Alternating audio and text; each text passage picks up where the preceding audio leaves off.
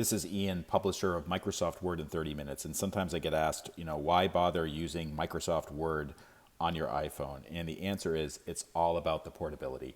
I mean, you can make edits on a file that's stored in OneDrive very, very easily just by opening it up. And like, let's say that this is a resume that I'm making and I'm on the train or something and I need to update it. It's really not hard to do that at all.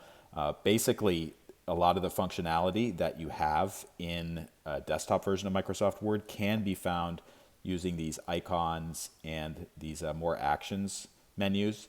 So for instance, you could change the font color, add bullets and numbering. You can align the text in a different way. You can center it, or you can justify it, or whatever. So that's really a helpful thing. It's just so portable.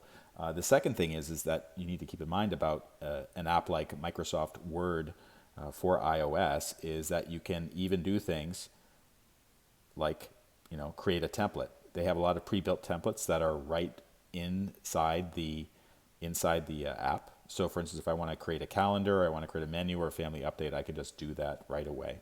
So those are some of the main reasons for using Microsoft Word for iOS. It also integrates with Office 365 subscriptions in OneDrive and Outlook, so check it out.